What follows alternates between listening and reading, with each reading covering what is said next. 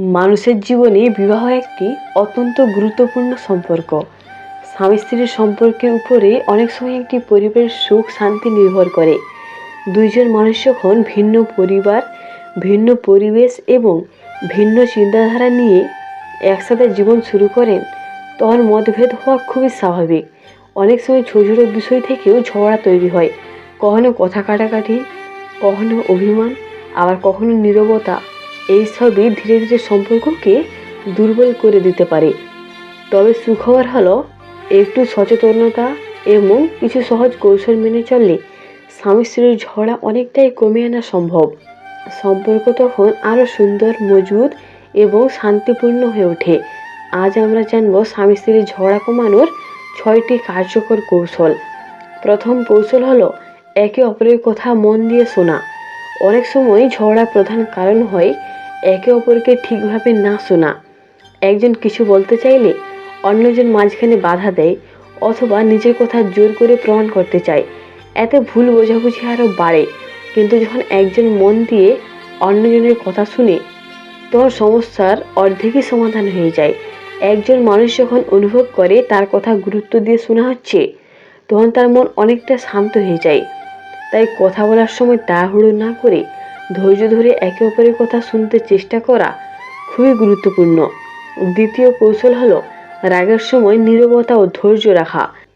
রাগের মুহূর্তে বলা অনেক কথাই পরে অনুশোচনার কারণ হয়ে দাঁড়ায়। তাই যখন রাগ হয় তখন কিছু সময় চুপ থাকা ভালো। একটু সময় নিয়ে শান্ত হলে অনেক বিষয় অন্যভাবে বোঝা যায়। অনেক সময় দেখা যায় যে বিষয় নিয়ে ঝগড়া হচ্ছিল, শান্ত হওয়ার পরে সেটি তেমন বড় কোনো সমস্যা ছিল না।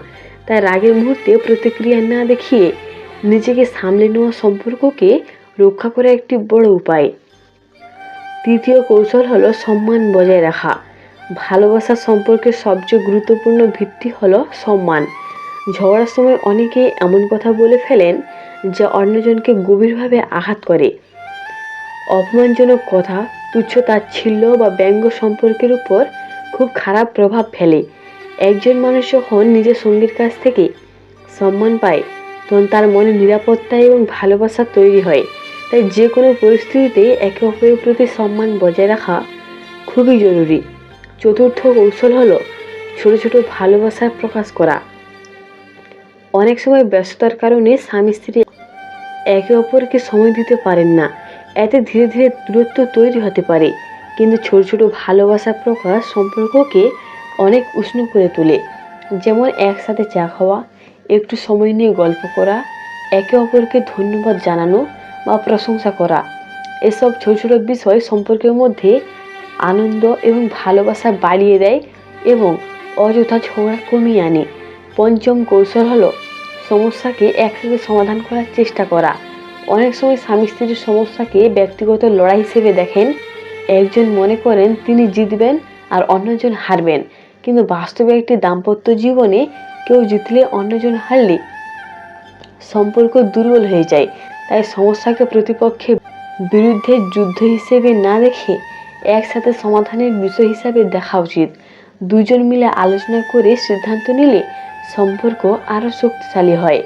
ষষ্ঠ কৌশল হলো ক্ষমা করতে শেখা। মানুষের জীবনে ভুল হওয়া খুবই স্বাভাবিক।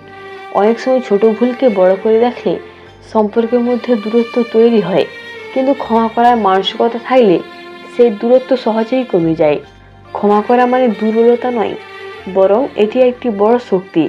একজন যখন অন্যজনের ভুলকে ক্ষমা করতে পারে, তখন সম্পর্ক আরও গভীর এবং সুন্দর হয়ে ওঠে। স্বামী স্ত্রীর সম্পর্ক এমন একটি সম্পর্ক যেখানে ভালোবাসা, বোঝাপড়া এবং ধৈর্য খুবই প্রয়োজন।